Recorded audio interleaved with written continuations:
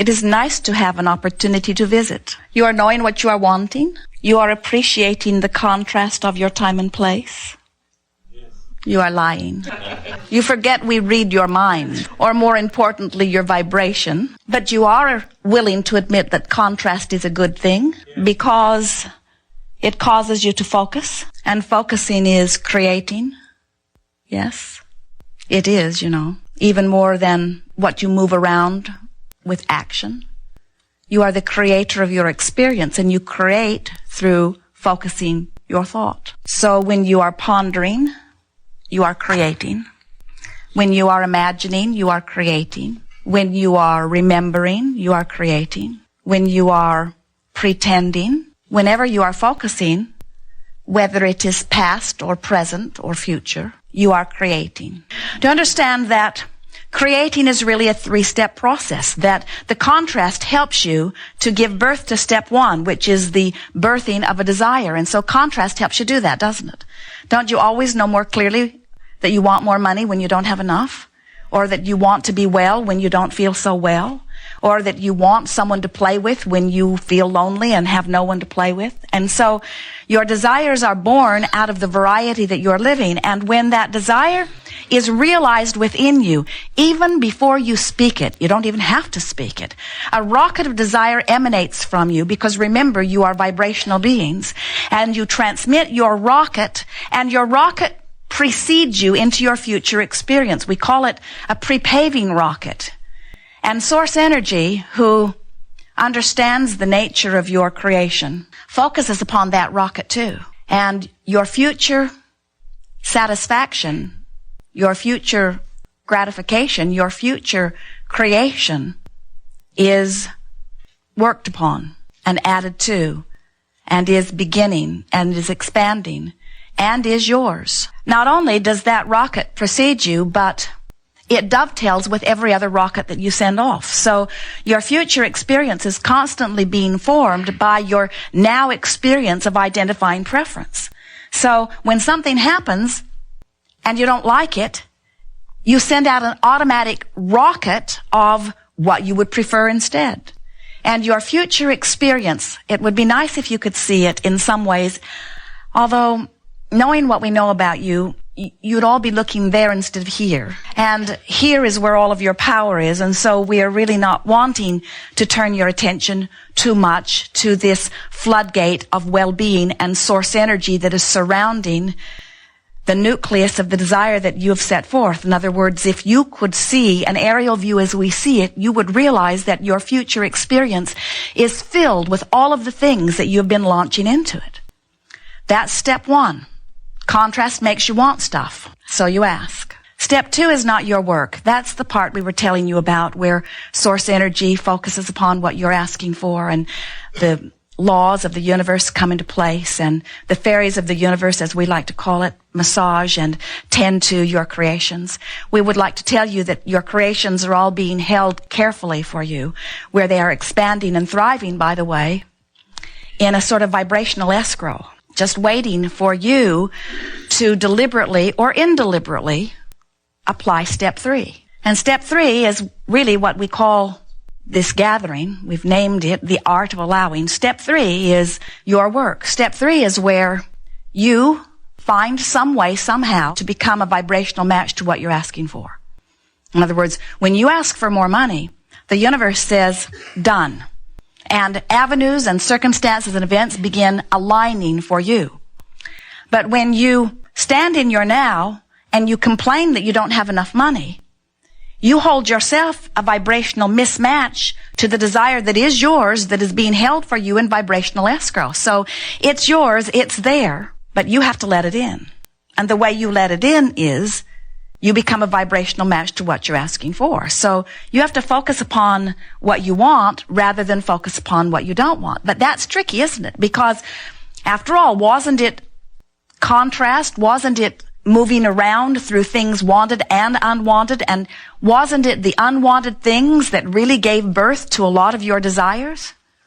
It was. In other words, it was living without something wanted. It was feeling the discomfort of having something wanted not happen, that you launch and continue to launch, you clarify, you add amendment after amendment after amendment to your desires.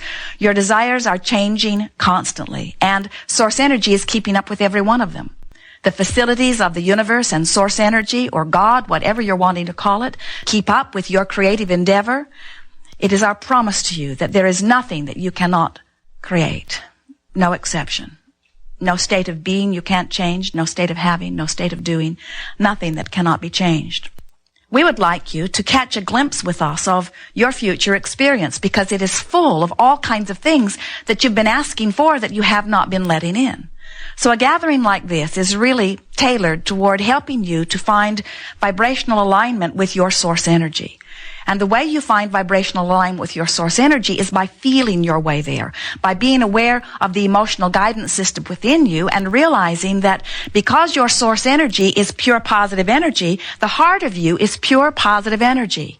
You are liquid love. You are pure positive energy. You are resistant free. Do you get that? That there is allowing, which is full connection to who you are, and there is resistance or disallowing, and that on the allowing end it feels good, and on the disallowing end it feels not good. It's a tricky thing that many of you have done to each other, where somehow you've convinced yourself that if it feels good, it isn't.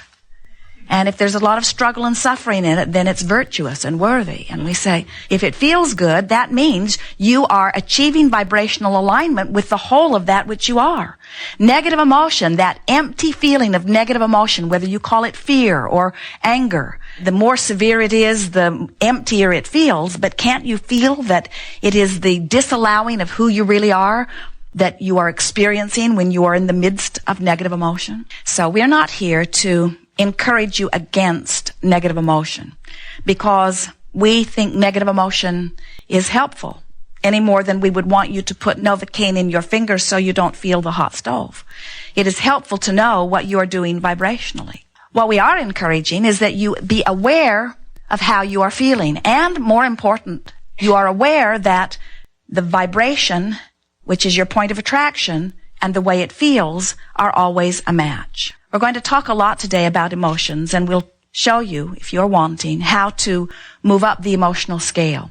We want you to realize that you have the ability, no matter what's happening and no matter how you feel, to change the vibration. But it takes some focus, and most of all, it takes understanding what the work is. 99% of your creation is complete before you begin to see the evidence.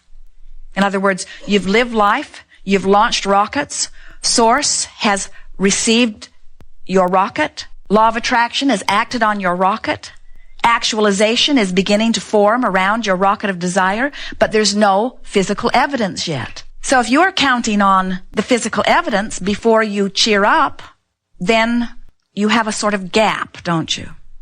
Physical friends will say, well, Abraham, if I could be over there, I would feel so much better.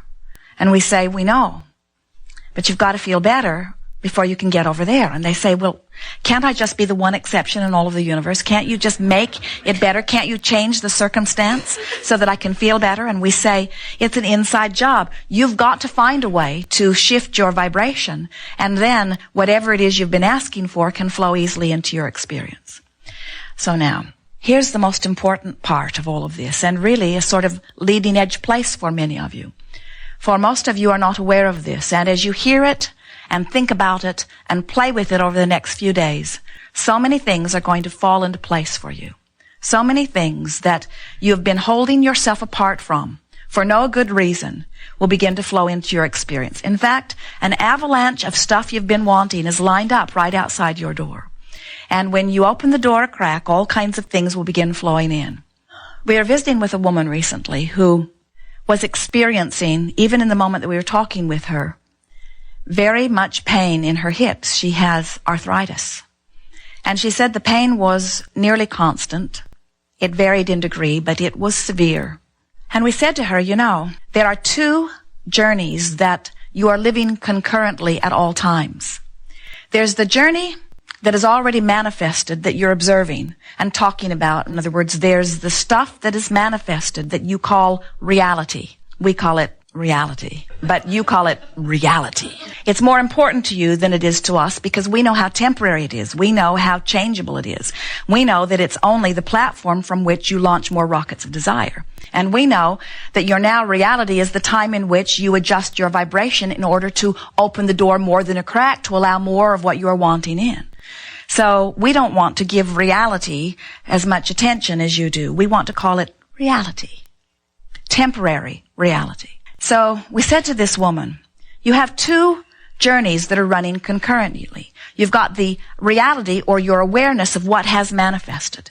But then you have this emotional reality. You have this vibrational reality. You have an opportunity on your emotional journey to adjust your vibration. You can't do much about the reality that is manifested. Some of you say, Abraham, I've jumped out of an airplane. I'm at 40,000 feet. I have no parachute. What should I do? And we say, hold on, it will be over soon. Because sometimes if you wait until the very last minute to begin adjusting your vibration, there is a momentum factor involved that you sort of have to live out. But we're wanting to talk to you pre-manifestation. We're wanting to talk to you about what you're doing with your vibration now. And so we want to call your attention to this emotional journey that you're always upon. So as we were talking to our friend with arthritic hips in great pain, we said, you could be a person who has arthritis in your hips and pain who is fearful, or you could be a woman who has arthritis in her hips and pain and hopeful. And the vibrational difference between being fearful and hopeful is a huge vibrational difference. Now, as any moment in time is not, it's not a big enough vibrational difference to give you instant manifestation. Nothing is. And friends, trust us on this. You're glad that you don't have instant manifestation. This buffer of time is really your friend. It's your opportunity to observe and to ponder and to visualize and to remember. It's your opportunity to take an emotional journey that might be different from what you're actually observing. People say to us, Abraham, how can I be living this uncomfortable situation of not enough money, or my lover has left me, or my body is broken, and find a vibration that will change it? And we say, there are a lot of ways to do that. You just have to understand that that is your work. You cannot continue to offer the same vibration and have anything change in your experience. And the reason that most people do not offer a different vibration is because they are so enamored with what is reality. Do you know that the majority of the vibration that the majority of people offer is offered in response to what they are observing? When you have the ability to imagine, you have the ability to remember, you have so many options other than looking at what is. And this is the part that we really want you to hear today. Even if you're standing in the midst of a reality, you have the ability to look at it in a way that makes you feel fear, or to look at it in a way that makes you feel hope. And so that's why we are referring to the emotional journey. It's the emotional journey up the emotional meter. And when you understand that the way you feel is the key to this, now you're on your way. Thinking your way through it is harder because do you know how magnetic thoughts are? So if something's been happening and you've been observing it and you've been talking about it, you've activated that vibration within you. Whatever you give your attention to, you activate within your vibration.